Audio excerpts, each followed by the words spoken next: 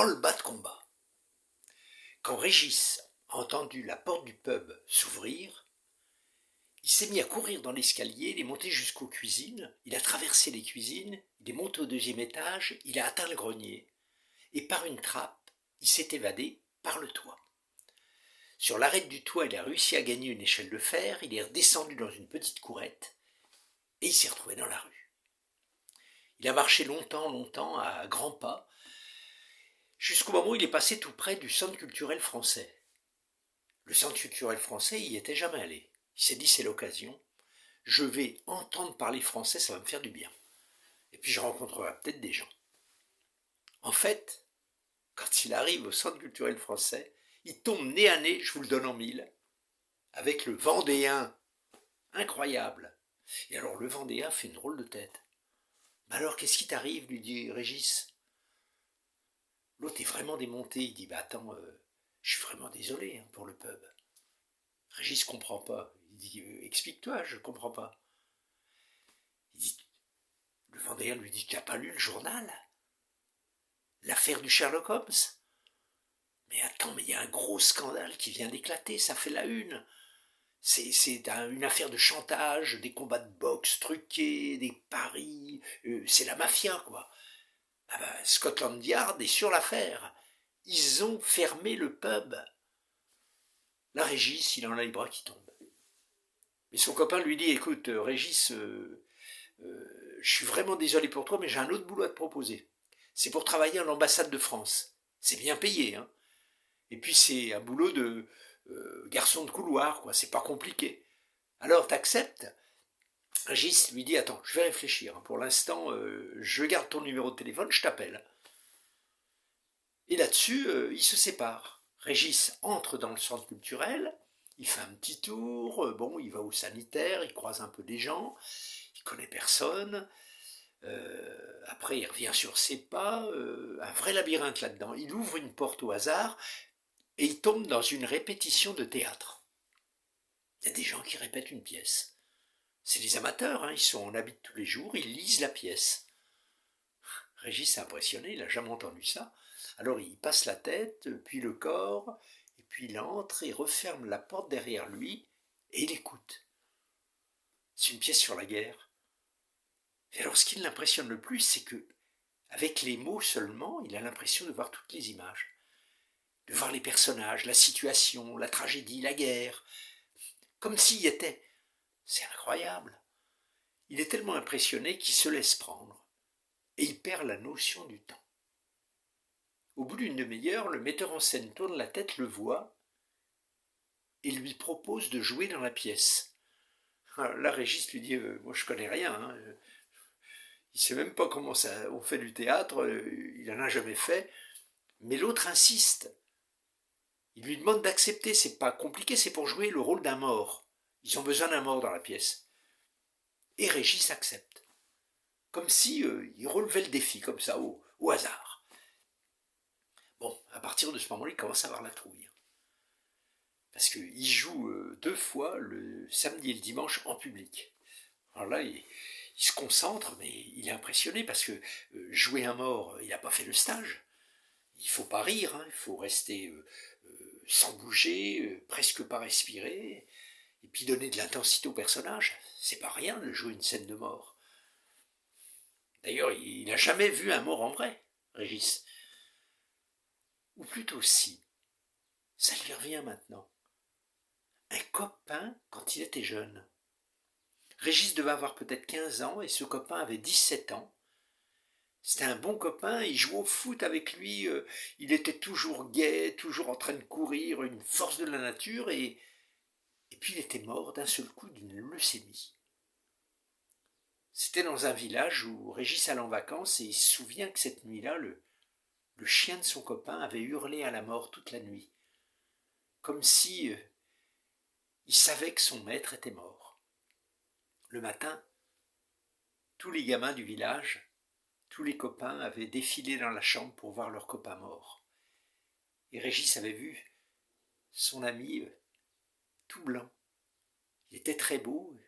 On aurait dit qu'il riait, comme si il avait un petit rictus, comme si c'était une farce. Il aurait eu envie de le réveiller.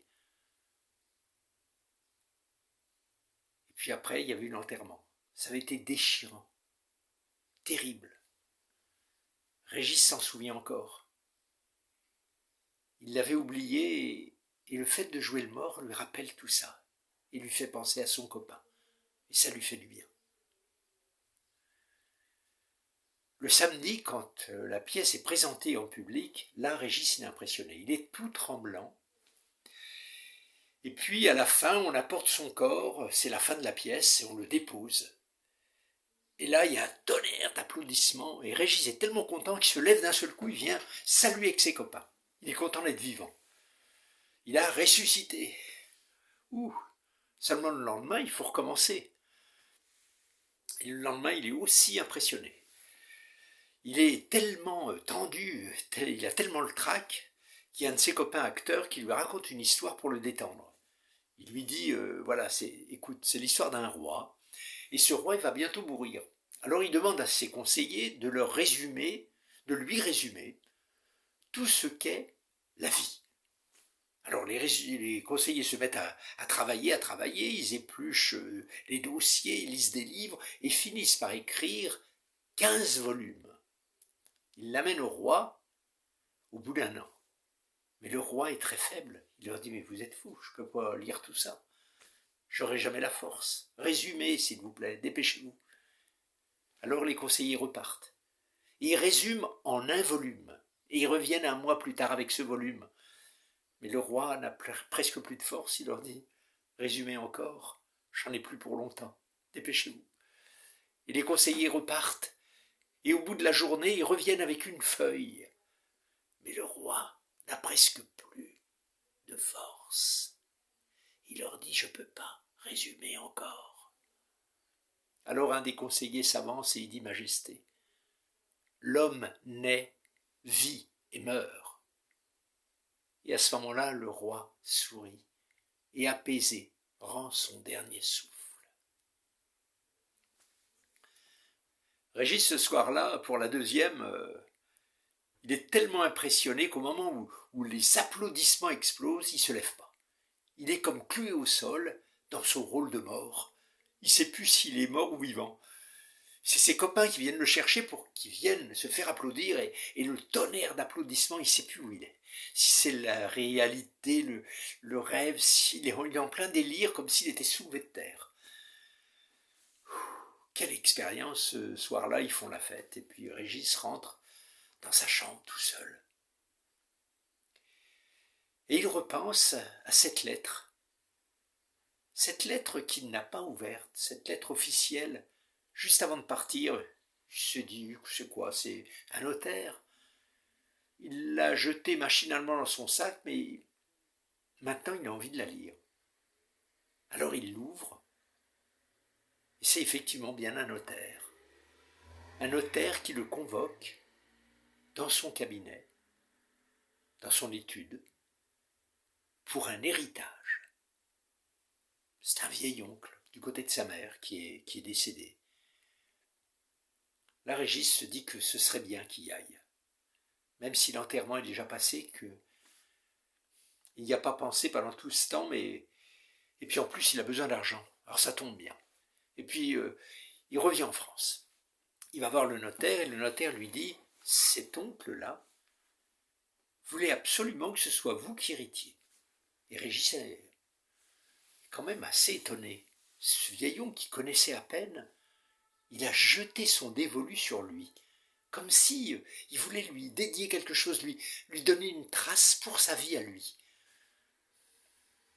Régis est content, mais le notaire lui dit, il ne faut pas vous réjouir beaucoup parce qu'il y a une vieille bâtisse en très mauvais état et puis il y a des dettes en plus. Mais Régis accepte. Il reprend les dettes, la bâtisse et il prend les clés. Et il se rend dans le village où il y a la maison. Une vieille maison en très très mauvais état. Là, il va falloir remonter les manches. Régis visite le jardin, il y a des beaux arbres. Et puis il y a un atelier. Il pousse la porte de l'atelier. À l'intérieur, il y a des outils, une menuiserie. Ouais, le vieil oncle était donc menuisier. Il y a des cercueils en préparation. Ça donne envie de faire un pas en arrière. Mais Régis continue à fouiller, comme si son oncle lui avait donné son travail à reprendre. Mais lui, il n'a pas envie d'être menuisier. En fouillant dans tous les placards, il finit par retrouver 2 guitares et un violon. L'oncle jouait des instruments à ses heures perdues. Régis se met à réparer les 2 guitares qui sont en mauvais état et même le violon, et avec les bois, les instruments, les outils, réussit à redonner âme à ces instruments. Il est content. C'est un nouveau métier pour lui. Et d'ailleurs, à partir de ce moment-là, il fait savoir et il devient facteur, réparateur d'instruments de musique. Et les gens affluent parce qu'il travaille bien. Et maintenant, il a opinion sur eux. Un jour, il y a une violoncelliste qui vient. Elle a une tellement belle voix et elle joue tellement bien le violoncelle qu'il en tombe amoureux. À partir de ce moment-là, un bel amour commence entre eux. Elle habite dans une ville pas loin et il va souvent la voir avec sa moto. Et ils sont heureux ensemble, mais ils ne vivent pas ensemble. Et puis, Régis, le soir, quelquefois, lui prend la guitare et puis ça lui rappelle ses 13 ans et il joue de la guitare. Il se remet à jouer. Un jour, en fouillant dans les placards, il retrouve des partitions, sans doute qu'a joué l'oncle. Alors il a envie de rentrer dans les pas de son oncle. Il ouvre une partition qui s'appelle un romancero. C'est espagnol. C'est très ancien. Et il commence à décrypter la musique et puis à décrypter les paroles. Les paroles sont très belles. C'est l'histoire d'un chevalier qui a une amoureuse dont il est éperdument amoureux. Elle habite dans un autre village et souvent il va lui faire la sérénade sous son balcon. Ce chevalier, il aime cette femme, il l'aime beaucoup. Le soir, quand il ne peut pas aller la voir, il sort de sa maison, puis il regarde la lune et puis lui parle, comme s'il parlait à sa bien-aimée. Un soir, il sort, il y a du vent ce soir-là, de la tempête. Il sort de sa maison, il n'y a pas un brin de lune, mais il voit passer un corbeau. Et le corbeau dit « Tu vas mourir avant minuit ». Et le chevalier est sûr que le corbeau dit vrai. Il regarde sa montre, il est 11h moins le quart. Alors il décide d'aller voir sa bien-aimée. Il décide de se dépêcher, de prendre son cheval. Il prépare ses affaires. Seulement ce soir-là, il y a de la tempête. Il y a du vent. Il veut la revoir avant de mourir. Alors il fonce à travers la campagne. Il est retenu par les intempéries. Quand il arrive au village d'à côté, il est minuit moins 10.